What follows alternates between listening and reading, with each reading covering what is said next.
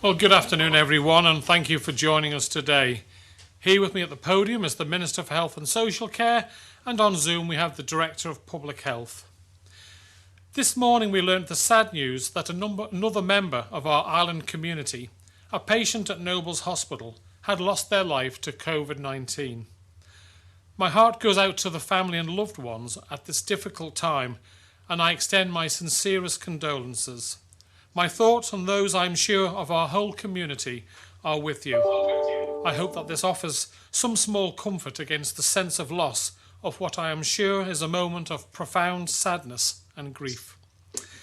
It is an unhappy fact that around the world lives are lost to COVID every day in their thousands. It is something that has, tragically, become a normal part of our existence this past year. Something we have almost become numb to. And whilst we have not shielded from the effects of the virus, we have now tragically lost 26 people to COVID-19 here in the Isle of Man. I think we have all at times felt as though we are in some ways detached from its ravages. We have eliminated COVID-19 on 2 occasions and enjoyed several months of near normality. This has perhaps made the pandemic feel as though it was something far away, something outside of our Manx bubble. Today we have a painful reminder that despite all of our collective efforts, we cannot completely shield our island from this disease, that this virus can be lethal, and that we must take seriously the measures in place to prevent the virus's spread in order to bring the current outbreak under control. I know you want to say a few words on this sad development, David, and that you also want to provide an update on the latest numbers.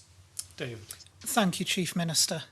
It's tragic enough at any time when our close-knit community loses someone from within it, but particularly at this current time with this virus, it, I think, hits us all. We've lost yet another member of our community, and we must always remember that behind the statistics that myself and the Chief Minister give is people and families and friends of individuals. There is a family who has lost a loved one, and there are friends who have lost a very close friend to them, and we must never forget that. We are limited in the information that we will be able to give in relation to this case, as we have been with all of the deaths that have been tragically reported over the period, because we still have to respect patient confidentiality and also respect the needs and wishes of the family as well. And I hope people will respect that. Turning to today's figures, the total tests undertaken stands at 38,778. The total tests concluded is 38,776. That means there are 2 awaiting results, and as was discussed at the last briefing, that means 2 tests to be processed with the result from the lab. The total new cases identified in the last 24-hour period is 66. That means our total case number rises to 1,157, with 704 active cases, and there remains 12 cases within the hospital. Thank you, Chief Minister. Thank you, David. A similar level of new cases to yesterday, and around half the number of new cases we saw at the start of the week. As I said yesterday, it appears the measures we have in place are having an effect. This is thanks to everyone in our community following the rules. Please keep it up. It is so important that we minimise contact between people. Please stay at home as much as possible. It is the most effective way to protect yourself and your loved ones from catching COVID and to break the chains of transmission. In relation to new cases, you will likely have heard that some crew members aboard the Ben Macrae have been instructed to self-isolate. This led to today's sailing of the Ben having to be cancelled. They will resume tomorrow when a new crew is rostered. The steam packet have contingency measures in place for these situations. The MV Arrow made its way to the island earlier today and will handle overnight freight between the island and Heysham. Our freight will continue to flow and the island remains well supplied. Although today is tinged with sadness, I do have some positive news to share with you. Earlier today we passed the threshold of having administered 30,000 doses of COVID vaccine. The team have worked flat out all week doing a remarkable job administering thousands of doses, and my thanks once again to everyone involved for all that you are doing for our island. David, would you like to talk a little bit more about that, please? Yes, thank you, Chief Minister. In relation to the vaccine programme, we have now passed the 30,000 milestone that I alluded to at yesterday's briefing. The total vaccines delivered at the snapshot as I came into this briefing is 30,672, with 19,888 of those being first doses and 10,782 of those second doses. And there are a couple of doses still to be allocated, as people will see as to which they were, if people see from the figures.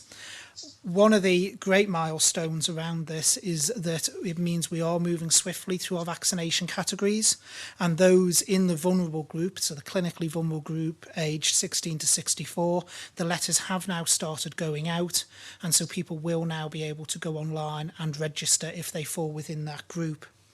Also, I know it's come up as a query when people register about the time 111 takes to ring back. Please don't worry if 111 isn't immediately in touch. They are exceptionally busy at the moment, and just to give an idea of this latest cohort of letters going out is 7,000 letters. So that means that there will be an exceptional demand on the service.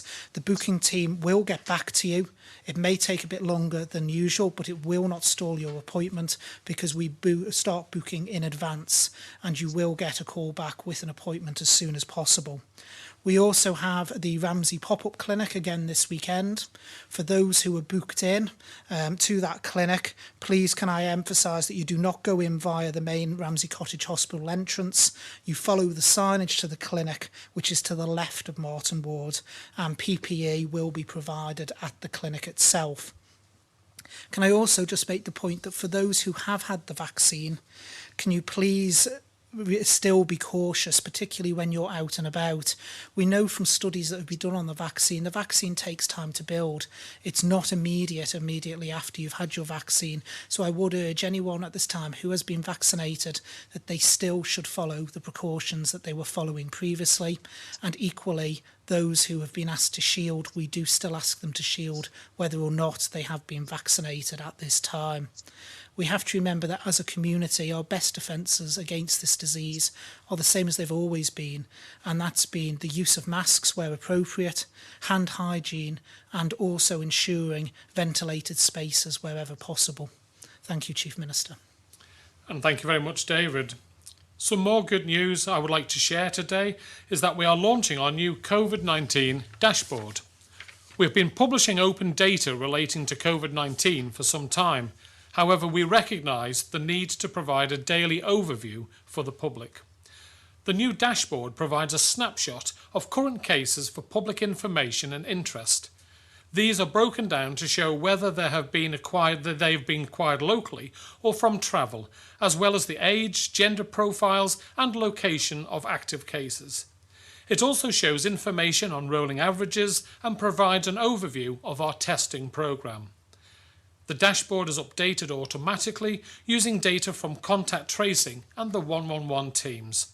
Initially, it will be updated once a day at 3 o'clock, but with a view to this becoming more frequent in the future.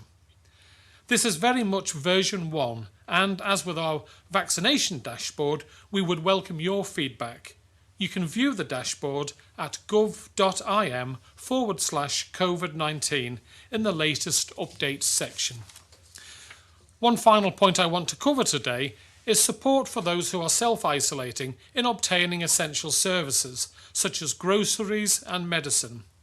I know there can be real challenges here, but help is at hand.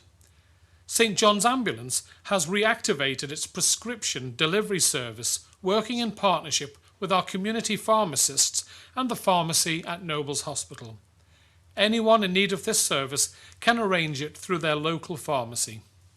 For food, local retailers and producers continue to show resilience and adaptability.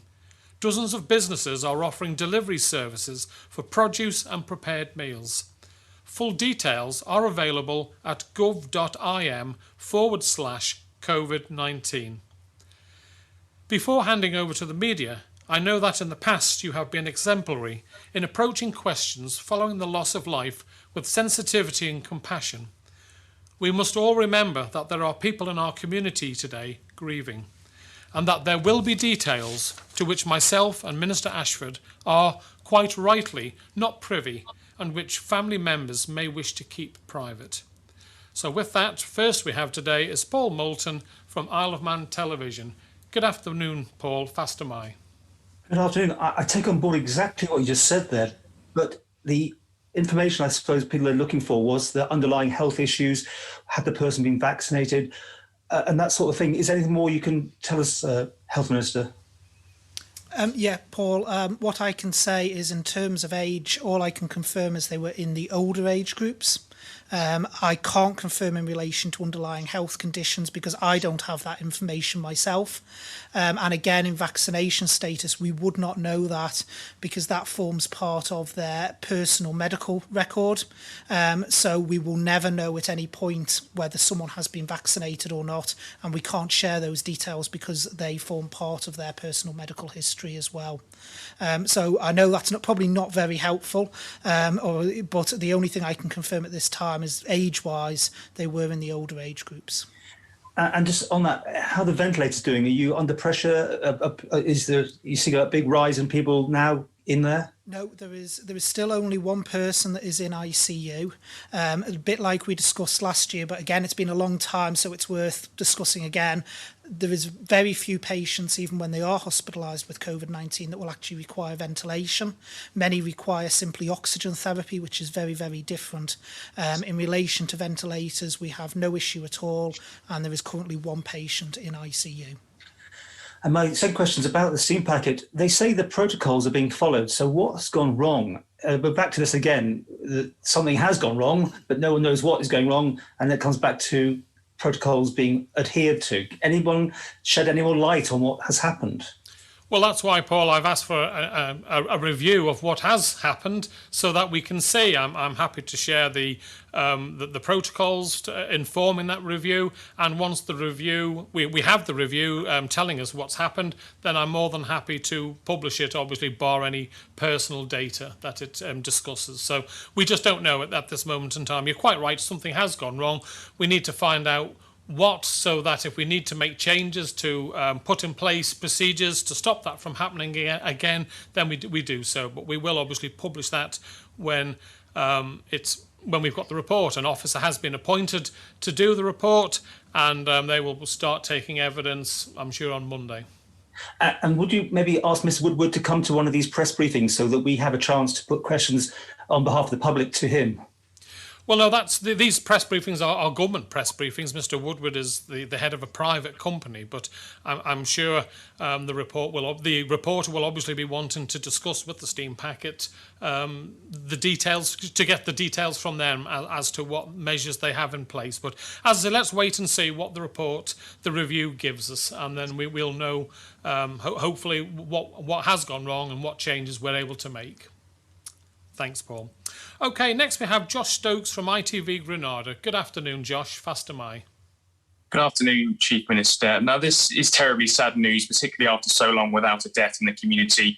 Emotions are running high around the island today. It is, of course, being described as tragic, but it's also being suggested as an avoidable situation by many. Now that we've all been reminded of the seriousness of this situation, how do you respond to people calling for more responsibility from the government? It's not a blame game, it's not a witch hunt, but people have been asking for more responsibility and some empathy towards the public who've had to put their lives on hold once again. What do you say to those people that have been saying that today? Well, of course, everyone's upset that we've lost another member of society. We've lost 25 before because we've had problems with the virus getting to the island.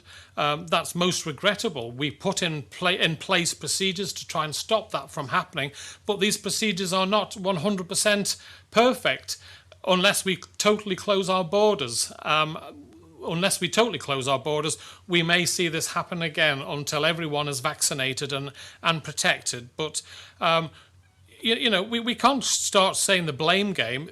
The government acted quickly to do its best to protect the island. Sadly, there's been a breakdown in our defences. The virus has got back onto the island, and we need to ensure that we get it kicked off the island as quickly as possible until we have our people vaccinated so that we can protect everyone. I don't know, Minister Ashford, if you want to comment. Yeah, if I could, Chief Minister.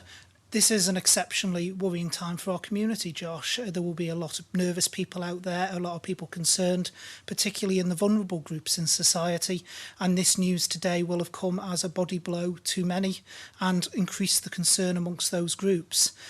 We, as an island, we have always, as a community, pulled together at times like this. And I think this is another one of those times where we need to be strong and we need to pull together.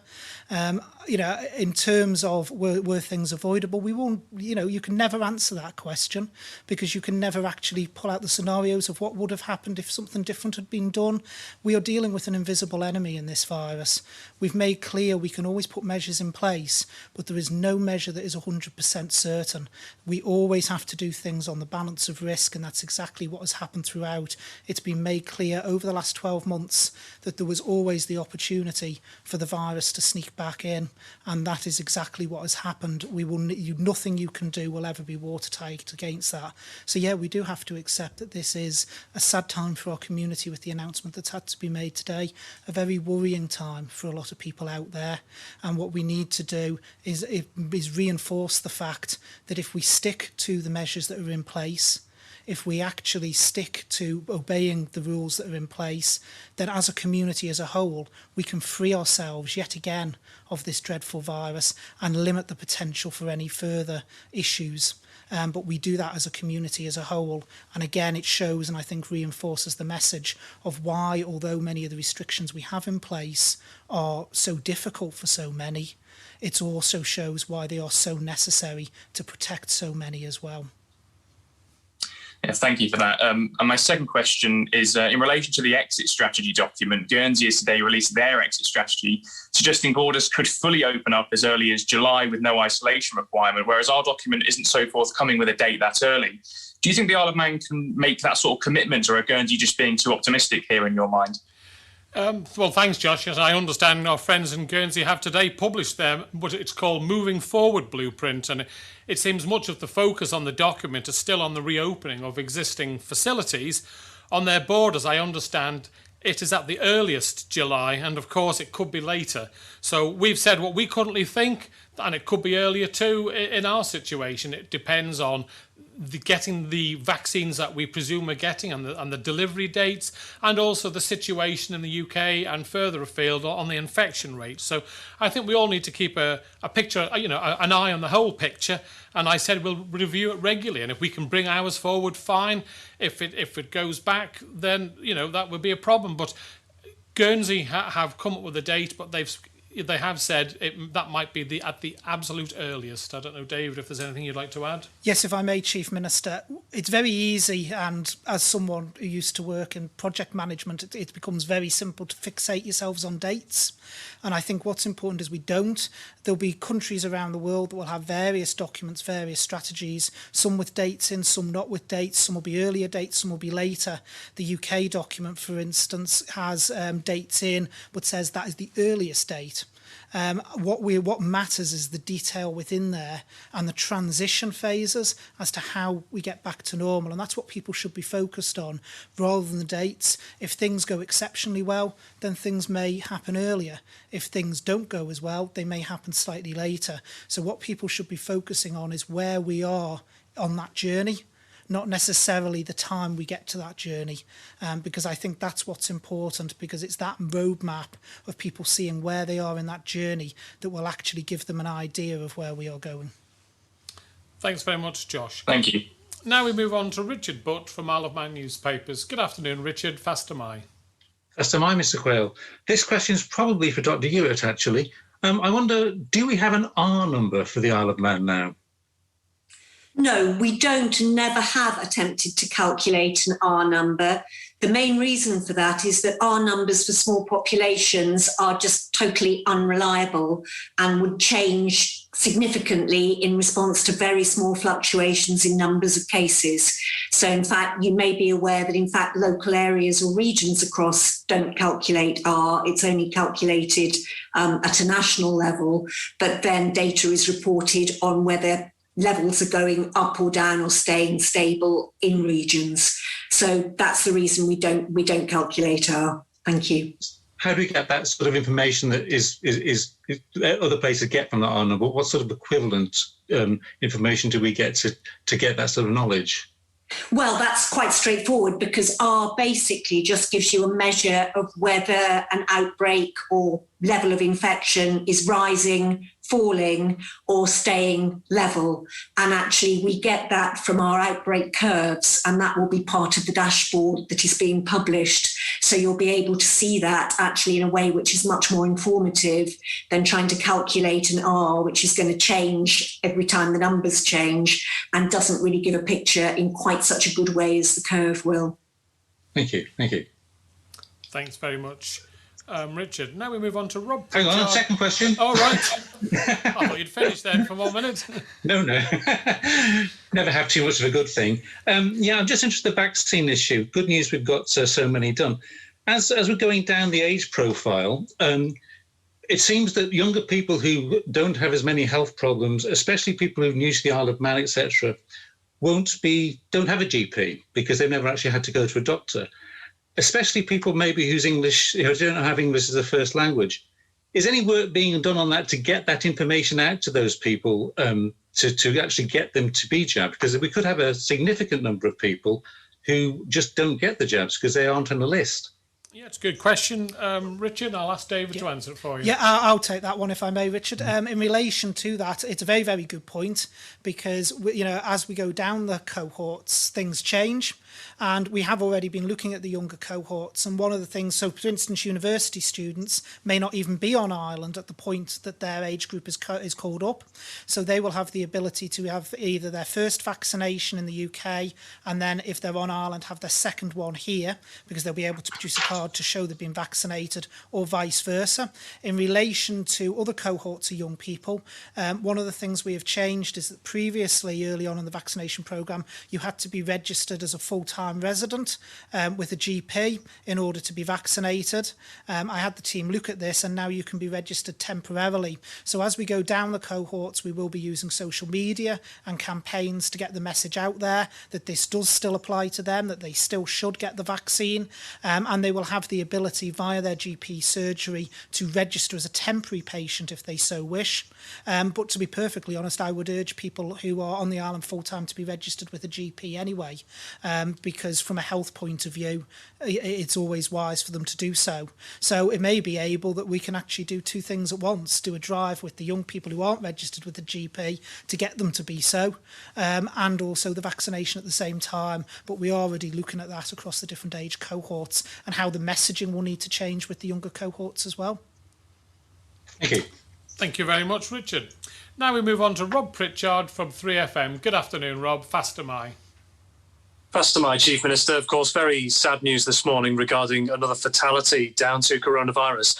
I just wondered, for clarity, are there any services available to people specifically who've suffered a bereavement in the family or from a close friend as a result of COVID-19? Okay, David, do you want to take that one, please? Yeah, there is not specific services, Rob, but we have a wide range of services available on Ireland, including counselling services. If there's mental health issues, access to those services that people can access, and I would urge people to use those services if they feel the need to do so. It is a very tragic time when there is a death, as I say, in normal circumstances, but particularly at this time, and particularly with the restrictions our community's having to live under at the moment, then that only heightens it all.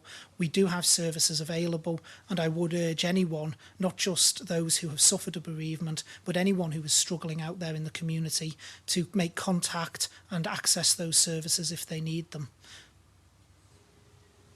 Okay, thank you. Second question on a different note. You may have been aware that yesterday there was news about EasyJet have been announcing schedules for island flights from as early as May this year, but there are no current border changes planned here on Ireland. How aware of this situation are you, and what are your views on that?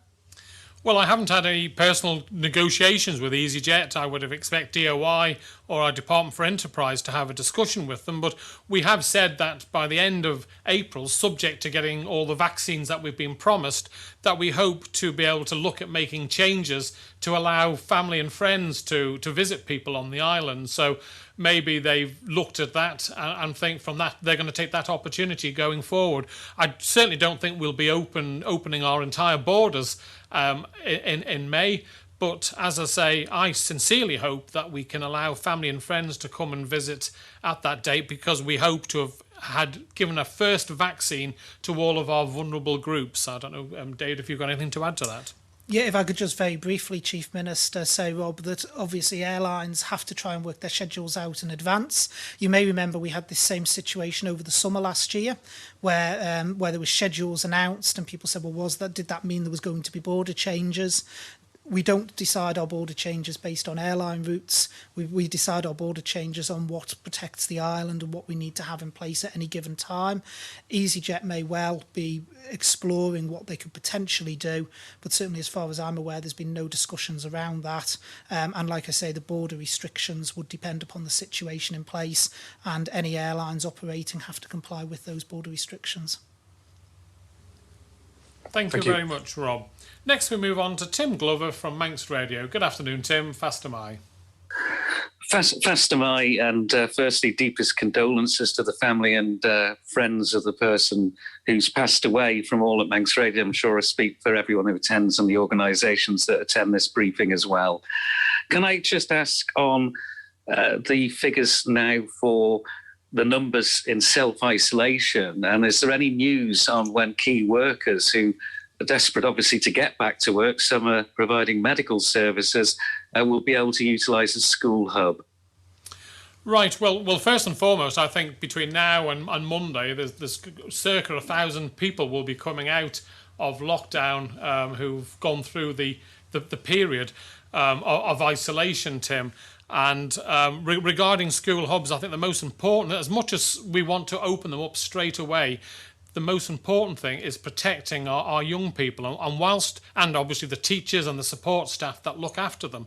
And whilst we still have such a high percentage of infection amongst our young people, we just do not think now is the right time to be sending young people back to the hubs. So I cannot see the hubs opening for next week. It's something we bitterly regret, but when you see the infections amongst our young people, if we open a hub and we send, say, 50 to 100 of our young people to that one hub school, even if we do tests, it's only a snapshot. If that then spread amongst the rest of the children, we would have maybe 50 to 100 families where of our key workers shut down straight away because of that problem. So I'm sure that once we see a reduction in the number of infected cases in our young people, then we can, as quickly as possible, open up our hubs. We have a number of teachers who volunteered to work in hubs, and our nursery care provision too.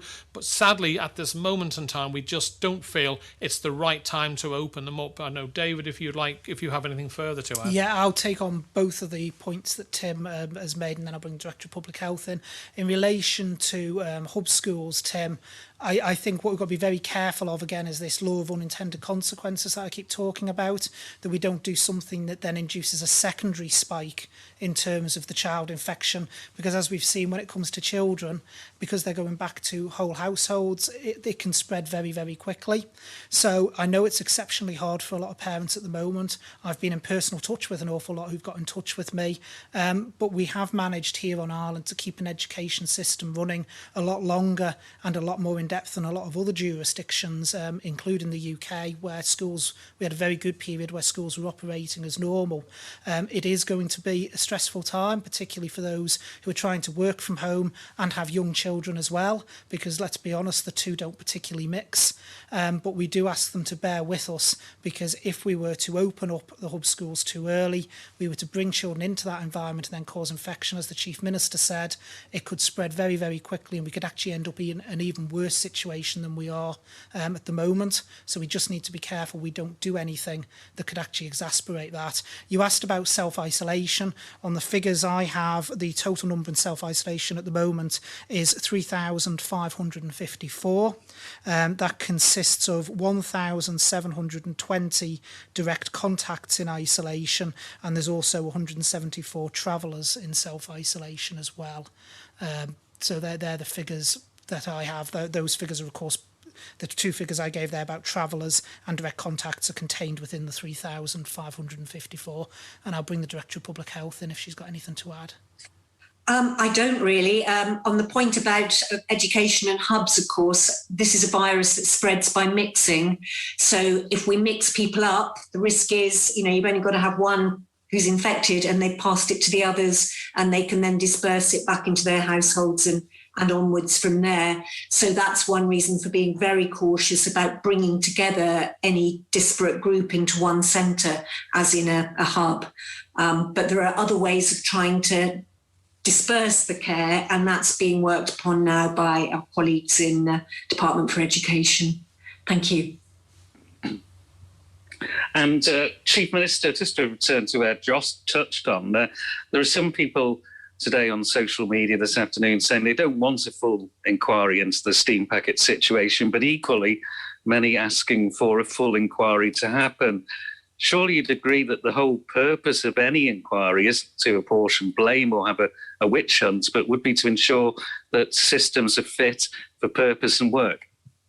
Absolutely, Tim, and that's what we're doing. We're having a full review of the systems that are in place, the procedures we put in place to mitigate the risk of obviously having to have a UK crew working with a Manx crew on board the ship. All these things are being looked at to see what can we do to improve the situation, what legislative changes, if any, that we need to make. We will then report back, show the report to Tynwald and to the public. It's not going to be hidden or anything like that. However, it may well be that Tynwald members decide that they want to carry out their own review through the Public Accounts Committee. That's entirely up to Tynwald members, and I'll respect that decision. But I'm not waiting for that to happen. I want a review so that we can learn as quickly as possible to protect the island to the best of our abilities. Thanks, Tim. Thank you. OK, next we have Alex Bell from BBC Isle of Man. Good afternoon, Alex. Fast am I. Good afternoon, thank you. To your knowledge, are any of the patients currently in Nobles Hospital people who have received either dose of the vaccine?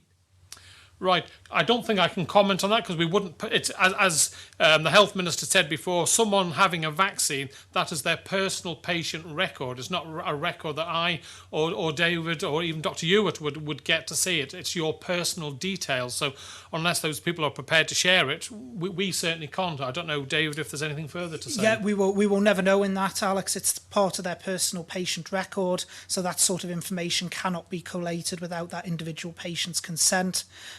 So we will never have a situation where we'll be able to say we've got X number of patients in hospital and X number of patients that have had the vaccine. That's not something we will either be able to collate or actually share. Do we have age profiles for the people in hospital? We don't. Again, it forms part of their patient record. And my advice I've received throughout this pandemic period is that cannot be shared. Okay, thank you very much. But what I can say is it's across a multitude of age groups. Okay, thank you. Just to revisit a point which has been raised this conference, the Channel Islands have published their exit plans this week. July now being given as a date for Jersey, for example, to drop all its border restrictions. Given that this will potentially give Jersey a competitive advantage as a Channel Island in bringing tourists over, will the Manx government be looking to compensate tourism providers here until September? Well, first and foremost, Jersey have been open for quite a while, Alex. They haven't had many tourists going to visit them.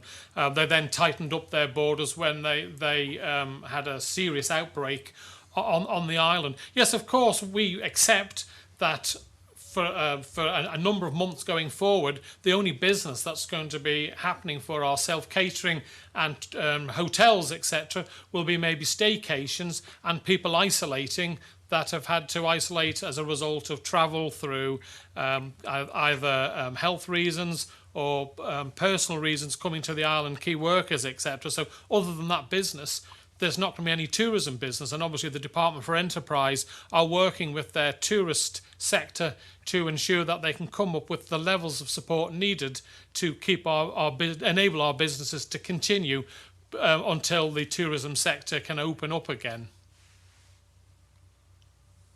Thanks very much, Alex. Right, next we have Simon Richardson from Business 365. Good afternoon, Simon. Faster Mai. Good afternoon, Chief Minister. Obviously, the death of one of us in hospital from COVID is a reminder just how dreadful the virus can be. And can I echo Tim's sentiment and add our sympathies to the family of the person concerned. We're now well into this lockdown, and from the latest reports you've received from sources, including the police, are people still adhering to the rules as rigorously as in previous lockdowns, would you say? Well, I had a meeting of Council of Ministers this morning, and we didn't have any reports in that meeting that there had been a significant or any cases of people not following the rules. Obviously, there will always be some people who think they're above that, and the police will do their best to try and get them to behave, but equally, if they don't, we know what the outcome will be. But hopefully people are taking this seriously. We've got a series of advertisements and press releases from all of your mediums advertising the fact that this is the Kent variant. It's far more infectious, and the best thing to do is to stay at home. So hopefully that message is getting out there. The vast majority of the Great Manx public have never let us down, and we hope that that small number will see sense and follow the rules. Thank you. And for the Health Minister, we're currently using the AstraZeneca and Pfizer vaccines, and it's good to see here today that we've passed the 30,000 mark.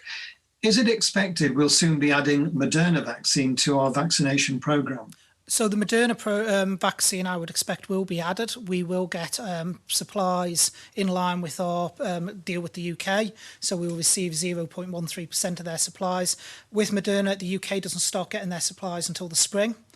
So that would be the same with us. And obviously they need to make sure that all the regulatory approvals and everything are in place before we do so. But we would be expecting, and equally any other vaccines that may eventually get regulatory approval, we would receive them as part of our deal with the UK on a per head of population basis, which is the 0.13%.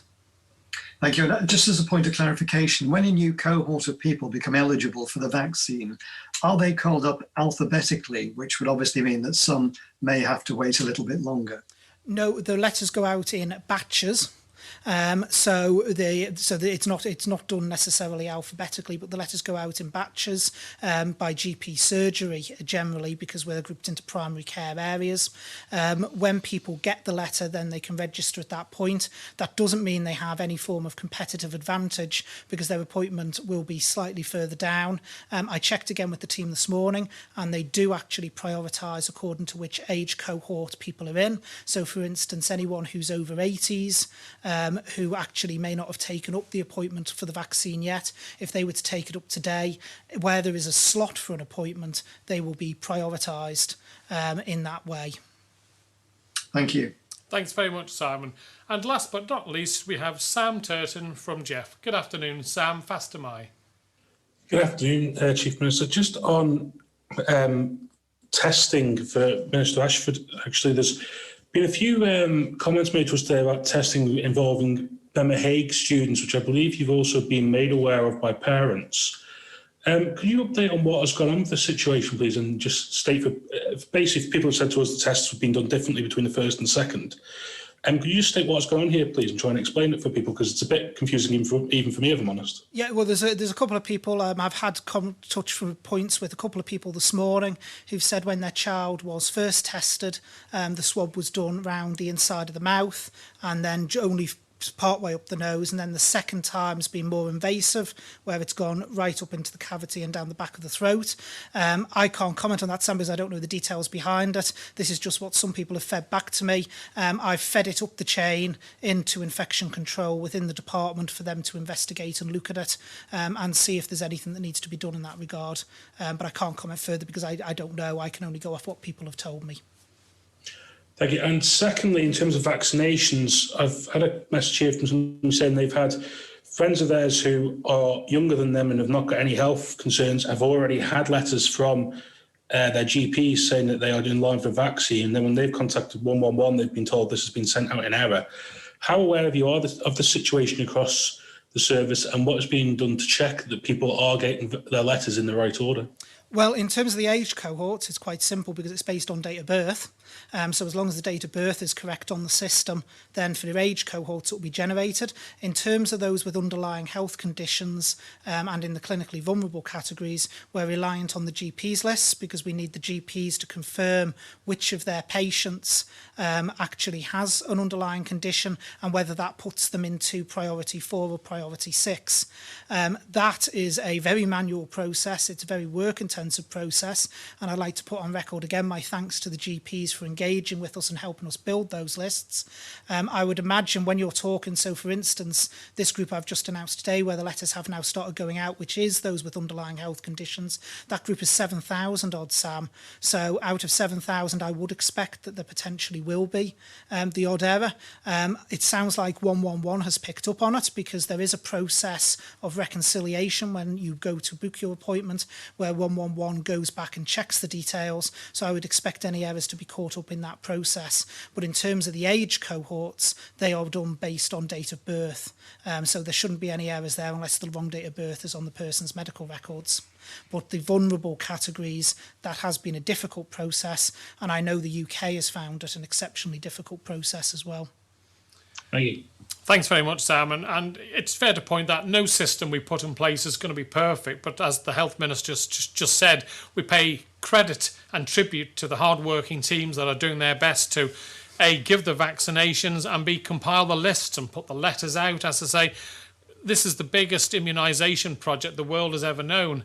And sadly, from time to time, the odd error will creep in. But I think the fact that we've managed to do 30,000 and plus now in such a short period of time shows that on the whole, it's a pretty good system. But we're always learning and trying to improve the situation all the time. So thank you all very much for your questions. As we approach the weekend with longer days and nicer weather, it is understandable that we want to be out about more. But I must ask you to continue doing everything you can to bring this outbreak under control. Please stay at home as much as possible. In doing so, you are helping to protect not just our health service, our vaccination programme and other essential services, but most importantly, you are helping to protect lives, perhaps even your own. Now, I know it's Mothering Sunday this weekend, and for those of us lucky enough to still have our mums with us, please don't visit them. A phone call, Teams, etc. has to be what we can do this weekend. It's sad, I know. We want to see our mums, but please refrain from going and visiting. You're doing everyone, the whole island, a favour. So this weekend, please be responsible and do what is right for you, those you love, and our island community. Please stay at home. Thank you all very much.